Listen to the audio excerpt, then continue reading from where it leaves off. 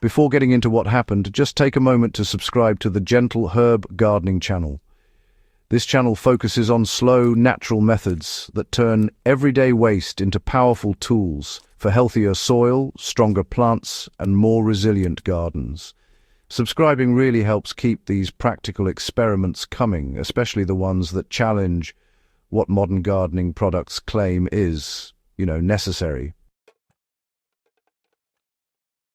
Turning kitchen scraps into biochar sounds unrealistic at first. Biochar is usually associated with kilns, hardwood, high heat, and specialized setups. The idea that food waste could be transformed into something that improves soil structure, boosts microbial life, and locks carbon into the ground seems almost exaggerated. Yet that assumption comes from confusing fuel with carbon source. What matters for biochar is not where the carbon comes from, but how it is processed.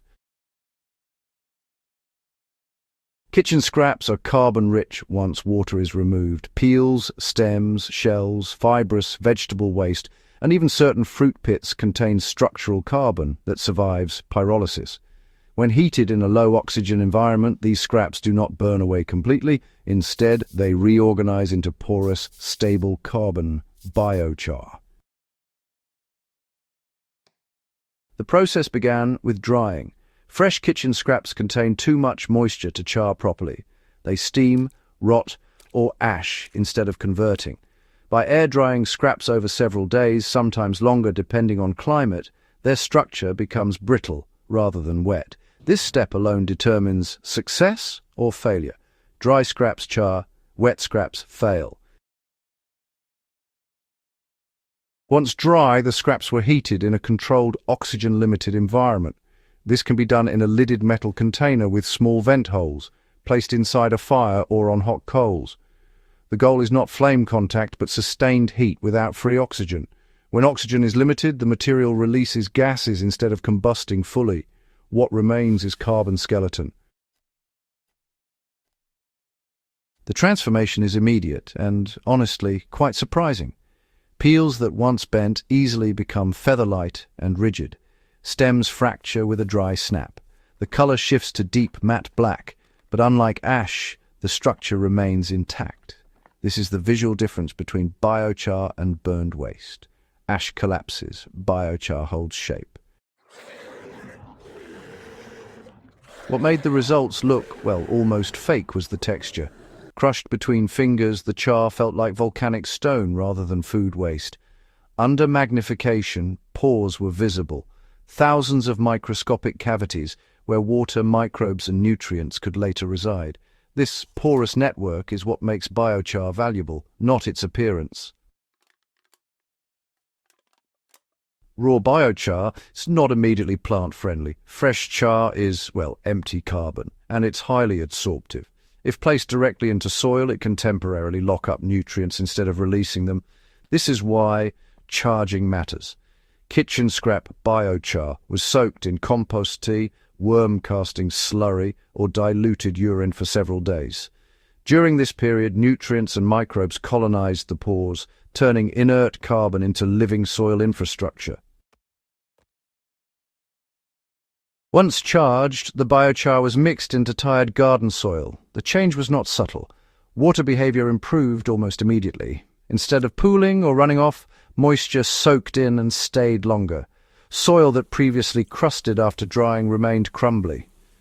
Within weeks, earthworm activity increased, indicating a more stable microclimate below the surface. Plant response followed. Growth became steadier rather than explosive. Leaves thickened. Wilting slowed during heat stress. This aligns with what biochar actually does. It does not act like fertilizer. It acts like a buffer. Nutrients stay available longer. Moisture fluctuates less. Roots encounter fewer extremes. The most unexpected result was, honestly, longevity. Unlike compost, which, breaks down and eventually disappears, biochar actually remains. Season after season, the same soil just kept improving. Microbial populations stabilized rather than cycling wildly all over the place. This is exactly why biochar has been found in ancient soils centuries later, still functional and doing its job. Kitchen scrap biochar also, well, changed the way we think about waste. Items that would normally be tossed out as useless, like onion skins, garlic husks, and banana peels, suddenly became feedstock for soil improvement. Instead of exporting valuable nutrients to the rubbish bin, carbon and minerals were returned directly to the garden. There are, well, definitely limits to what you can use. Greasy foods, meats, and sugary scraps do not char cleanly and should really be avoided. The best results, honestly, come from fibrous, structural plant waste. The goal here isn't about sheer volume, but rather about quality. Even small batches added consistently will compound over time. This method doesn't actually replace compost, it complements it. Compost feeds life quickly, while biochar builds long-term habitat. Together, they create soil that resists collapse, erosion, and nutrient loss. That balance, honestly, is what made the results look almost unreal. Not because plants exploded overnight, but because the soil simply stopped degrading. What this experiment shows is, well, biochar isn't just for large-scale agriculture or expensive setups. It belongs anywhere organic waste exists and soil needs a bit of help. The transformation looks dramatic because really it's structural, not just cosmetic.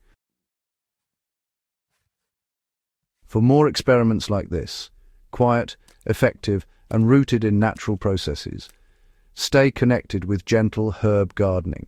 Share this with others who value soil over shortcuts, and do subscribe so these overlooked methods can continue to be explored and refined.